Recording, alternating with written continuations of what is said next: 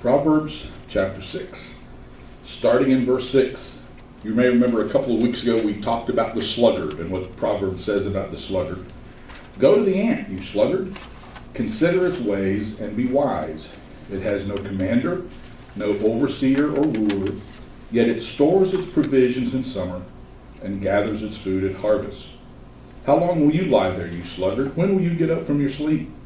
A little sleep, a little slumber, a little folding of the hands to rest, and poverty will come on you like a thief, and scarcity like an armed man.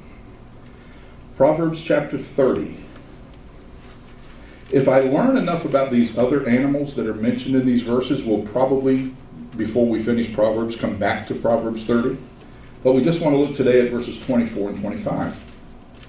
4 things on earth are small, yet they are extremely wise.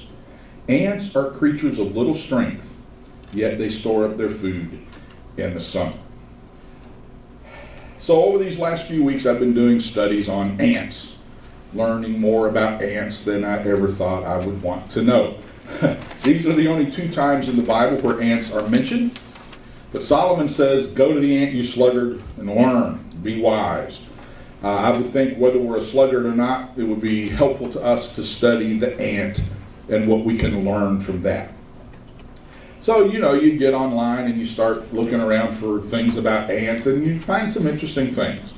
There's a professor named Samuel Haldeman who has spent his life studying ants and butterflies and has all kinds of interesting things to say. Just a couple of his things that he has observed from his study of ants from a scientific perspective is, first, their spirit of incredibly unselfish unity. He said there's no division and there's no selfishness in ants. They are unselfish and they are united. If one of them finds something good to eat, it doesn't keep it to itself, right? I mean, we've all had those kinds of instances where one day there's one ant and the next day there's a line of them, that seems to stream on forever. Because when they find something edible, they leave a trail. They call it a tracer. It's some kind of a chemical that they leave behind so that their brother and sister ants can find that food too. Incredibly unselfish. I find something good, I'm keeping it to myself. The ant finds something good, they share. And the second thing that he mentioned was their discipline. He said, you just watch them, maintain their order and their line. There's no conflict. There's no trying to get ahead of the other one in line. So there's just an incredible discipline of just staying in line and staying on task. So I continued to study this, and I ran across this fascinating thing. Sometimes you're online and you see something that kind of catches you. I said, wait a minute, I need to see that, and then it's gone. And so I had to dig it back up, and I found it. A study that was done at the University of Lausanne about ants, specifically about how ants react when there's a flood. And they have found that what they do is they actually build a raft, and then they put the queen, the most important member of their, whatever a group of ants is called, in the center of that raft. And then they float that raft, and they actually put the youngest ants underneath the raft to keep it floating. And when scientists observed that, they said, why in the world would they do that to the youngest of their brood? Because certainly they're all going to drown. And they found out, no, they don't. That the youngest ants are the most buoyant, and they actually float. And their floating keeps the raft above water and protects the queen and protects everybody else in there. A group of them took some of those ants from the floodplain in Switzerland and took it back to the University of Lausanne and duplicated a flooding, and they found that all the time. And they said it was just an amazing thing to watch, how they would build that raft, put the queen in the middle of it to protect them, and then have the young ones under that raft to keep it floating. And they said what they wondered if one of the reasons why they would put the young ones underneath the raft is by keeping them close and keeping them involved, they were able not to lose them. Well, that's kind of interesting as well. And the scientists were just sure that why would they kill off their young ones, and then they found out, oh, they don't. Because the young ones are actually more buoyant and they actually float. So Proverbs 30 says, they're small, but they're extremely wise. And so I continued my study, and I ran across this alliterated outline for you on the ants. It's not the one we're going to use today, but I just thought I would throw it out there for you so that if you want to do a study one day on ants, you can impress people with your alliterated words. They have initiative. They don't need anybody to tell them to get started. You know, they never call a meeting and somebody says, well, you know, we better get ready to do something. They have that initiative. They don't need anybody to tell them to get started. They have integrity. They don't need anything from the outside to keep them working. They are animals of industry. They work hard. You ever destroyed an anthill and had it come back in the next couple of days? You know, they work hard. And they have insight. They store their provisions in the summertime to get ready for the winter. So Solomon says, go to the ant, consider its ways, and be wise. I want to just point out from these passages of Scripture, you can see it because it's right there, 3 different things that we can learn from the ant. Number 1, the value of hard work. Go to the ant, consider its ways, be wise. And he contrasts the hard work of the ant with the laziness of the sluggard who just wants a little more rest, a little more slumber, a little more folding of the hands. I'll get around to it eventually, but right now I need a nap. He said, look at the ant, not afraid of hard work. I have told you this consistently through the years. I believe that all things being equal, a believer ought to be the best worker on their job. That, you know, if you're a Christian, your boss shouldn't always have to be supervising you. You shouldn't have to have somebody looking over your shoulder, making sure you're doing your work, making sure you're being honest, making sure you should be head and shoulders above every, all, talent and skill being equal. A believer ought to stand out from the crowd because Paul tells us in Colossians chapter 3 that we are to work as to the Lord and not to our human supervisors. And we all have times in our lives where we don't particularly like the person that we're working for. And sometimes with good reason. Some of us even who are self-employed don't always like who we're working for. Can't get along with my boss.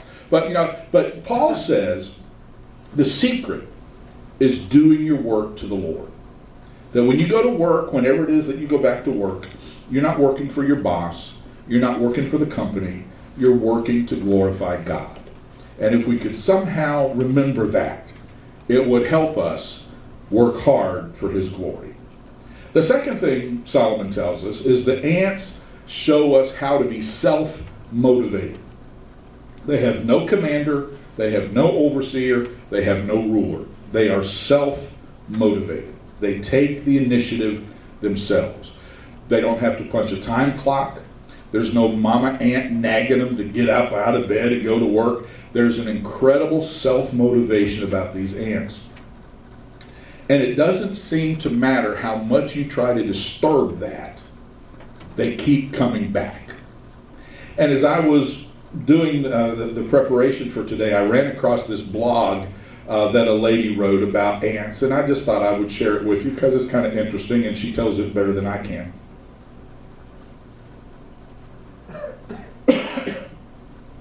While waiting for a friend who was running late, I started doing something I hadn't done in a very long time. Not since childhood, when we all enjoy leisure and patience. Tired of waiting in the living room, I decided to soak up the sun on my balcony. As I sat down on the chair, my feet resting by the balcony railing, I noticed a file of ants marching on the wall. They were careful enough to avoid me, though at the time my intention was just to observe them. I started following the file. It originated from the area next to the kitchen sink that had recently received a pesticide treatment. This could have been the reason for their relocation. The file went over the washing machine, then to the window, then to the side of the railing, and disappeared below the apartment wall. With nothing better to do, I decided to disturb this carefully chosen route. I blocked the washing machine route with an old newspaper. They soon corrected their course and started going over the obstruction. I would have to be more creative, I thought. So I decided to place multiple obstacles. It's funny how memory works in all matters of mischief. I soon remembered an old friend's advice, definitely from school days. If you want ants to change their course, rub the trail with a paper soaked with water. It works even better if you have lemonade, because ants release a tracer so that the followers can sense to stay on course, and if you remove the tracer, the ones behind won't be able to follow them. So I tried this, both on the balcony railing and the washing machine. It worked. The ants were confused, but my excitement was short-lived.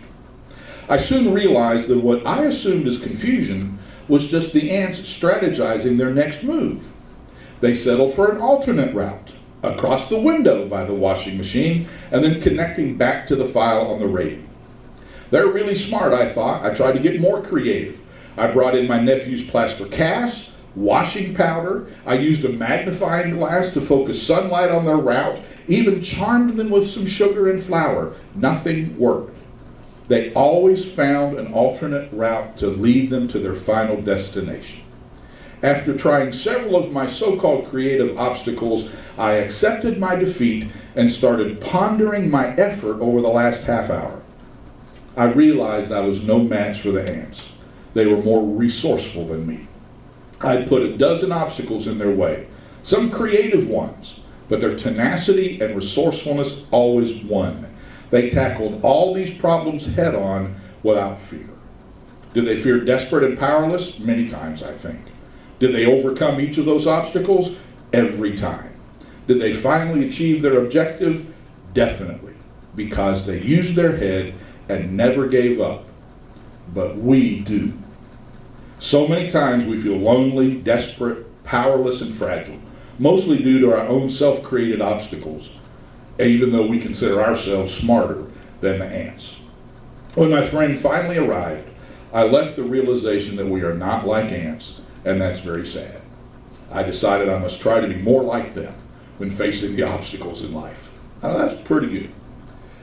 He said, learn from the ants. They work hard. They're self-motivated. Now I know what y'all are going to do the next time you see some ants. You're going to have fun, aren't you? I was late for church today because some ants showed up. And you told us to learn from the ants. But perhaps, well, I don't know if you can say most important, but an incredibly important thing that the ants do is they teach us to plan ahead. It stores its provision in summer and gathers its food at harvest. Proverbs 30. They're not strong, but they prepare their food in the summer. One of the challenges that we face as human beings is we just live in the moment without any thought for the future. The ant knows what time it is, and it prepares its provisions in the summer and gathers its food at harvest. It knows what time it is. It teaches us plan ahead. There's a lot of food available in the summer. There's a lot of food available in the harvest. But rather than just eat, drink, and be merry because who knows what tomorrow's going to bring, that's when the ants work the hardest to gather their provisions for the winter that's coming. And as I was reading different writers on this, I found a writer who said this. Throughout the book of Proverbs, wise teachers speaking to men and women in the formative period of life urge them to know the word, to study it, to memorize it, to meditate on it. They are to do so because the word will guide them and guard them and protect them in the days to come. Like the ant, they are to take advantage of the summer because winter lies ahead. And we have studied, in the months we've been in Proverbs, how many times Solomon talks about study the word, keep the word, hide the word, obey the word. This writer says for some of us that winter may be very personal. Perhaps a disease that you always thought belonged to other people becomes part of your life or the life of someone you love. Maybe a ministry turns sour and all your dreams are dashed. Perhaps the children you brought into the world with hope and joy and deep expectation turn their back on you and everything you value. One thing is certain, for all of us, winter's coming. We're moving out into a culture in which winter has already set in. Men and women are living in the winter of their discontent. We live in a barren land where broken hearts and broken dreams and broken lives and broken homes are all over the landscape.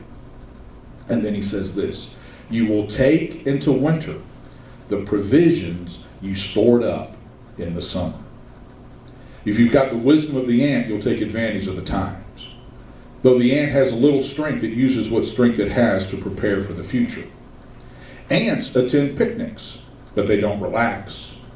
While you're sitting back drinking a long, tall glass of iced tea and munching on a hamburger, the ants are carrying off the sugar one grain at a time. And if you're not careful, they'll be back for the potato chips.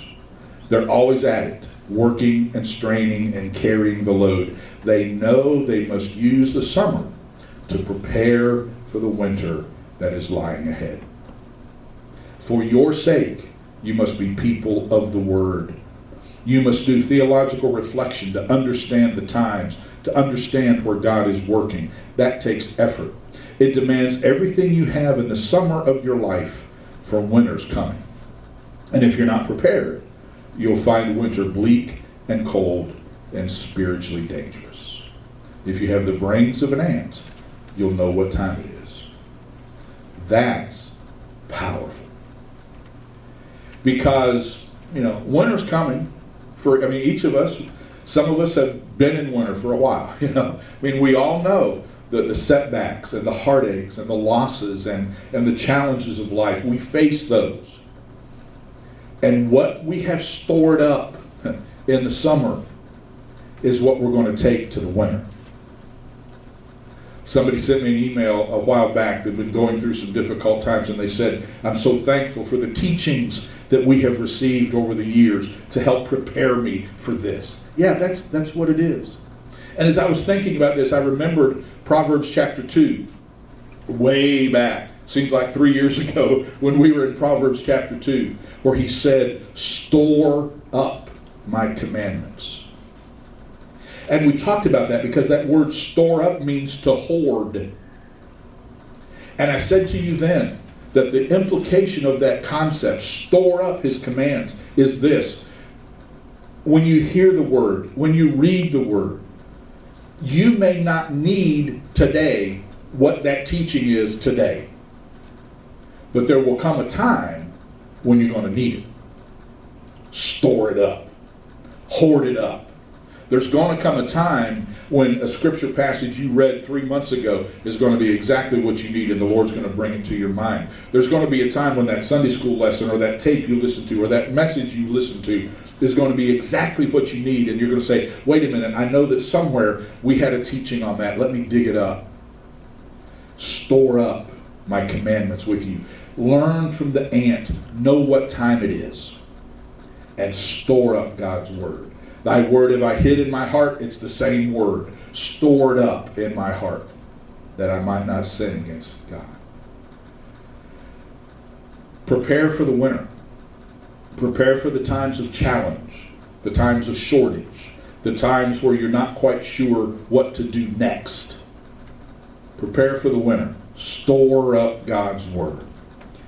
Just get as much as you can and hold on to it. Because that sentence just hit me so hard. You take into the winter the provisions you stored up in the summer. There are times when it feels like God's not listening. There are times when it feels like He's not there. If you've lived very long, you've had those times. That's when you store His Word. That's when you go back to the pantry, of His Word, and you pull out those promises, and you pull out those verses, and you pull out the encouragement of the Word, and you're able to survive the winter because of what you stored up in the summer. Work hard, stay self-motivated, plan ahead, learn from the ant. Father, What a challenge that is to us. Because our human tendency is when things are going well, we get lazy. And we just kind of think it's going to be like that all the time. And then the storm comes and the winter comes and it takes us by surprise. So Lord, may we learn that lesson, to hide your word in our heart, to store up all of the truth that we can, so that when those winter times come, we will have provision from your eternal word. And Lord, as we go through our lives, we run into people that are in their winter.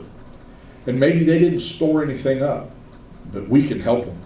And we can share your truth, and we can share your word, we can share your promises with them, but only as we have it ourselves. Because as they say, you can't feed somebody that's hungry if you don't have anything to give them. So Lord, may your word be hidden in our hearts, first for our own survival, and then to be able to minister to others that come into our lives. May we learn from the ant, and may we bring glory to you. And now may the Lord bless you and keep you. May he make his face to shine on you and give you his peace, now and evermore. Amen. God bless you. Thanks for coming out today.